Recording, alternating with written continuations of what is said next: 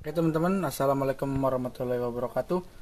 Nah, di video kali ini kita akan membahas tentang cana auranti ya teman-teman. Ya seperti biasa lah. Lagi-lagi gigit ekor, gigit ekor, gigit ekor teman-teman. Nah, di sini ikan saya pribadi ya teman-teman. Ini masih bisa disebut semi bahan. Udah glowing, udah kelihatan gradasi biru, batik udah ya insya Allah calon-calon high ke atas. Dorsal sirip dayung juga udah biru, tapi sayang, seribu sayang teman-teman, ini ada indikasi gigit ekor, bisa dilihat secara detail tuh.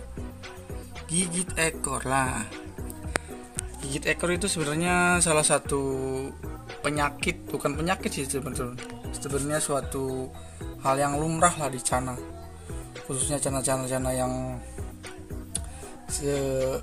agresif kayak gitu. Di cana auranti, entah cana lainnya, itu udah hal yang lumrah teman-teman. Cuma yang sering saya jumpai ini di cana auranti, di permaruan ya teman-teman. Untuk cana-cana kayak blue purkla itu saya belum nemuin. Stewarti juga termasuk sih teman-teman. Andro saya belum pernah nemuin, maksudnya secara saya pribadi gitu. Nah, bagaimana sih penanganannya gigit ekor, terus gimana sih apa faktornya sih gigit ekor kayak gini gitu. Nah, untuk pembahasan kali ini kebetulan saya ini kan sendiri ya teman-teman. Ini masih semi bahan, calon-calon lumayan bagus, ditinggal tidur ekornya udah kayak gitu teman-teman. Siapa yang nggak nyangka gitu, ibaratnya wah eman-eman banget, udah bahan-bahan enak malah gigit ekor kayak gitu. Nah, untuk penanganannya itu teman-teman, yang pertama itu jangan panik teman-teman. Nah, gigit ekor sendiri itu ada beberapa kriteria ya teman-teman. Ada gigit ekor yang emang pure, dia udah memutar kayak gangsing sampai nggak bisa disembuhin, itu ada. Terus gigit ekor yang nggak terlalu parah juga ada. Misal kalau belum terlalu parah, dia nggak sering memutar kayak gangsing, tapi intinya di tengah-tengah tulang ekor itu dia robek. Yang paling parah itu gigit ekor sampai patah teman-teman. Nah, kebetulan yang di sini yang saya alami ini gigit ekor, tulangnya aman tapi kayak selaput buat ke tulangnya itu robek-robek teman-teman. Ini padahal kemarin masih normal, tak tinggal semalam itu udah kayak gini teman-teman. Nah, konsepnya teman-teman jangan panik dulu. Yang kedua, pahami pelapakannya dulu. Takutnya nanti ada pengaruh, ada efek dari pelapakan yang sering diterapkan, itu juga ngaruh teman-teman. Soalnya kan beda ikan, beda sifat, juga beda karakter. Kayak yang ini udah alhamdulillah aman, semoga nggak terjadi gigit ekor ya teman-teman. Yang ini juga tadinya tak kira mau aman, malah jadi kayak gini. Nah, step pertama itu jangan panik. Step yang kedua, pahami dulu teman-teman. Ini kan semalam masih normal teman-teman, tapi saya amati itu dari taruhlah jam 7 sampai jam 10 malam, dia kayak mau nangkap serangga ke atas teman-teman, kayak mau jempling-jempling kayak gitu. Nah, itu bisa diikutkan juga faktor teman-teman. Terus yang kedua itu bisa jadi dari pola pakan. Ada yang kekurangan nutrisi, kekurangan pakan, otomatis dia kan lapar. Yang instingnya si ikan predator itu, apapun yang insting dia dikira pakanan, otomatis dikejar teman-teman. Nah, ekor tersebut bisa dikira sebagai makanan. Tapi kalau di ikan saya ini, insya Allah kalau soal pakan berkecukupan teman-teman.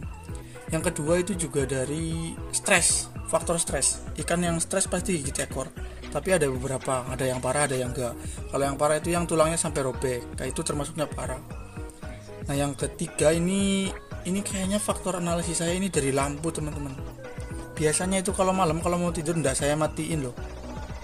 Semalam tak matiin, dari jam berapa lah ibaratnya sampai tidur tadi pagi udah kelihatan gigit ekor kayak gini.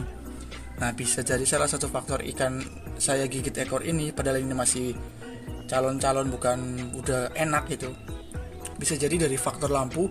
Nah, sebelumnya kan saya udah bilang, ini di antara pukul 8 atau pukul 7 dia kayak model mau lompat-lompat loh. Lompat-lompat dalam arti kayak ngincar serangga teman-teman. Mungkin instingnya dia pengen makan tapi nggak kena. bisa jadi lampu saya matiin terus dia stres lah, ibaratnya ada bayang-bayang di atas, jumping terus. Nah si ekornya mungkin kelibas-libas, jadi dikira si ekornya itu makanan atau serangga teman-teman. Nah itu bisa jadi. Itu antisipasi untuk gigit ekor. Kalau misalnya udah parah ya, udah parah banget, itu bisa ditaruh di tank yang lebih kecil biar dia nggak melundak terus dikasih ganggang. Kalau misalnya dikasih botol, di sharing-sharing di teman di grupnya udah ada sih, cuma lebih efektifnya kayaknya pakai ganggang, full ganggang biar dia nggak muter, itu yang lebih parah. Cuma ini kalau menurut saya masih termasuknya kriteria gigit ekor yang belum terlalu parah teman-teman, jadi masih bisa diantisipasi, masih bisa enak lah gitu. Nah untuk gitu, untuk pola pakan ini masih pakai ulat hongkong teman-teman. Kalau misalnya nanti perlu, ini kan posisinya udah fix gigit ekor nih, saya paling antisipasinya nanti pakai cacing. Kebetulan di sini cacing ada, ulat hongkongnya sama saya tak stop dulu, tak push pakai cacing dulu. Besoknya akan sembuh apa akan berkelanjutan, nanti saya update lagi di step video berikutnya ya teman-teman. Jadi kalau misalnya gigit ekor masih segini, nah itu kan masih selaputnya doang tuh, kayak selaput-selaput yang buat ke ekornya, itu jangan panik dulu teman-teman, jangan stres bingung kayak gitu, santai dulu teman-teman, itu kan belum parah. Terus juga dia udah sempet tak tinggal keluar masuk, nggak terlihat kayak gangsing gitu, nggak terlihat sama sekali, jadi masih kelihatan ya ikan sewajarnya aja gitu. Cuma kayak kalau menurut saya faktor pertamanya itu dia sebelum tak matiin lampu, dia kayak model mau nangkap serangga ke atas tuh, naik duk duk duk kayak gitu. Yang kedua, sama saya mau tidur lampunya tak matiin teman-teman, biasanya nggak tak matiin loh, kalau mau dimatiin paling yang hari doang kayak gini ya. Tapi kalau yang lain aman teman-teman, yang ini juga aman, terus yang ini yang paling bawah juga aman, cuma yang ini doang mungkin tadinya ngeliat serangga, nah pas dimatiin kayak ada bayang-bayangan serangga, nah si ekornya bisa jadi dikira sesuatu gitu, malah dia ngejar ke ekornya. Ini untungnya nggak parah teman-teman. Nah untuk step yang kedua, analisis dari saya, pakan nanti sama saya ini tak kurangin pakan ulat hongkong, coba diganti pus cacing, soalnya kan pus cacing juga fungsinya untuk menormalkan sesuatu yang luka di ikan, kayak dorsal, kayak luka kayak gitu, luka-luka biasa bisa cepat sembuh dengan pus cacing. Jadi stepnya itu intinya jangan panik, santai aja, soalnya ada beberapa tipe kriteria gigit ekor yang emang bener udah fix sulit ditangani, ya apa namanya, kayak tulangnya patah, udah dicoba treatment ini itu nggak jadinya dalam arti tetap gigit ekor, kambuh-kambuhan. Nah ini sama saya coba dulu, kebetulan ini ikan saya pribadi. Nah untuk saya pengalaman sendiri itu belum ada, cuma ya orangnya teman-teman kan banyak tuh sharing-sharing, otomatis ya kita ada sedikit ilmu lah, kita terapin, jangan panik dulu, terus kita analisis kendala di ikan kita kayak gimana. Nah untuk video selanjutnya nanti saya bakal update kalau misalnya si ekornya udah sembuh ya teman-teman. Nanti saya ini pakannya terganti, ulat hongkong stop dulu, pelet masuk, ganti ke cacing kayak gitu teman-teman. Intinya jangan panik, jangan stres. Segitu dulu informasi dari saya yang pengetahuannya masih minim. Semoga nanti ada teman-teman yang mempunyai pengetahuan lebih bisa di komen di kolom komentar gitu teman-teman. Wassalamualaikum warahmatullahi wabarakatuh.